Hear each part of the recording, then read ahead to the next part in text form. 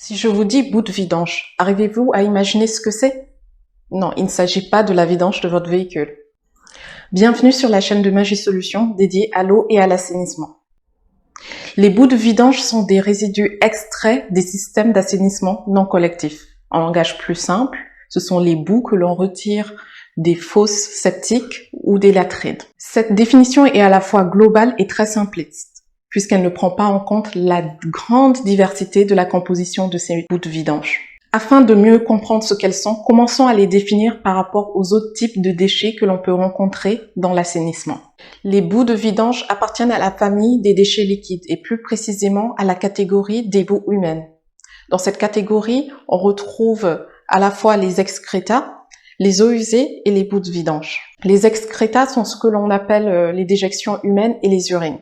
Les eaux usées sont, elles, constituées non seulement des excrétas, mais aussi de ce qu'on appelle les eaux grises. Il s'agit des eaux de vaisselle, de douche, de lessive, etc. On peut aussi y retrouver certains éléments solides tels que les papiers hygiéniques ou autres serviettes. Les bouts de vidange contiennent à la fois les excrétas, les eaux grises, mais également des déchets solides, autres que le simple papier hygiénique. On peut y retrouver des emballages, du plastique et même du verre. Donc vraiment une composition très hétérogène. Donc la différence principale entre les eaux usées et les bouts de vidange intervient à ce niveau-là. Il peut être très étonnant de voir tout ce que peuvent contenir les bouts de vidange, des choses que vous ne pouvez même pas imaginer. Un autre point de différence est que les eaux usées peuvent également contenir des eaux de pluie en fonction de la configuration du réseau. Et dans les eaux usées, on englobe également la partie de boue urbaine issue du traitement de ces eaux usées-là. Il s'agit des boues issues du lagunage, des boues activées, etc. Une autre différence entre les eaux usées et les bouts de vidange est le fait que les bouts de vidange sont stockés sur site plus ou moins longtemps, donc ça va dépendre du système mis en place, et sont ensuite évacués par transport routier, par camion de vidange, par citerne, etc. Alors que les eaux usées, elles sont évacuées via des égouts, via des canalisations, jusqu'au point de traitement. Donc de façon très synthétique, les différences entre les excrétas, les eaux usées et les bouts de vidange, c'est que les eaux usées et les bouts de vidange contiennent les excrétas. Les eaux usées sont collectées via les égouts et un réseau d'assainissement et donc sont transportées de façon collective jusqu'à la station de traitement, ce qui permet d'avoir un mélange homogène. Alors que les bouts de vidange sont collectés sur site, stockés sur site individuellement, puis transportés également par camion, donc individuellement, jusqu'au point de traitement. Donc ce qui fait qu'on a des arrivées de camions qui ont des compositions complètement différentes. Donc on n'a pas une homogénéisation de ces bouts-là. Quels sont les paramètres qui influencent la composition des bouts de vidange? Il existe plusieurs éléments qui peuvent influencer la composition des bouts de vidange. Un premier élément est la provenance de ces bouts de vidange. Donc soit on parle de toilettes sèches, de toilettes classiques, ou alors du contenu des toilettes qui se mélange également avec les eaux grises du domicile par exemple. On comprend bien que cela peut influencer la consistance de ces bouts de vidange, donc qui seront du coup plus ou moins solides. Le deuxième paramètre qui peut influencer la composition des bouts de vidange est la fréquence de la vidange. Celle-ci influence le degré de stabilisation de la boue. En effet, les toilettes publiques ou les latrines par exemple sont vidangées de façon plus régulière. Avec les toilettes publiques, on peut même passer à une vidange hebdomadaire, voire même quotidienne.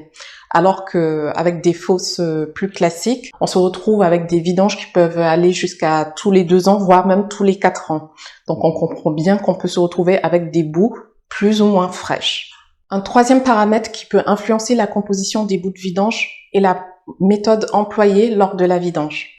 En effet, une fosse peut être vidangée intégralement, donc écume, phase liquide et phase solide retirée.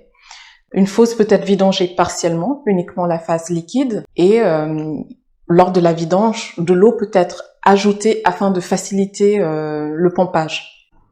Donc on comprend bien qu'on peut se retrouver dans ces 3 cas-là avec des boues plus ou moins liquides et donc plus ou moins concentrées. Enfin, le 4e paramètre que je peux citer qui influence la composition des matières de vidange est la qualité du système d'assainissement autonome. On peut avoir des fosses septiques complètement étanches, des latrines qui sont des simples trous, ou des fosses plus ou moins étanches, etc. Donc, en fonction de ces types-là, on peut avoir des échanges avec le milieu extérieur, donc l'infiltration d'eau de pluie ou d'eau de ruissellement. La température ne sera donc pas non plus la même dans ces différents systèmes, et cela va jouer sur la stabilisation des boues. Donc, la qualité du système en place peut jouer sur la consistance et la stabilisation de ces boues. Que signifie cette grande variabilité de la composition des boues de façon plus concrète? Pour cela, analysons les données dans ce tableau. Il présente les caractéristiques des boues de vidange, celles issues de toilettes publiques ou latrines, donc qui sont vidangées régulièrement, celles issues de fosses étanches, qui sont vidangées moins régulièrement.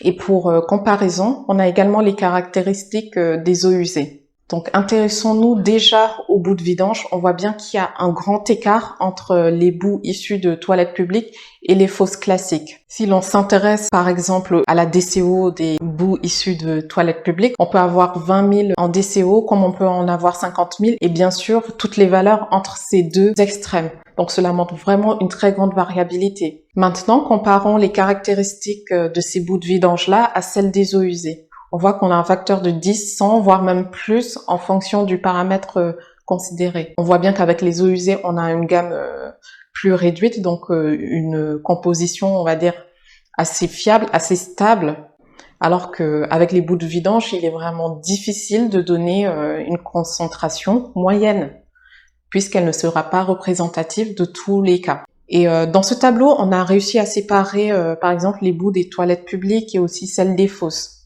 Mais imaginez-vous qu'une station de traitement de boues de vidange pour une ville telle que Dakar, Bamako, reçoit vraiment tous ces types de boues-là et on n'arrive pas à trier lesquelles viennent d'où. Elles sont toutes mélangées, etc. Donc, ce qui ne permet pas de se dire à coup sûr qu'on aura telle gamme de boues.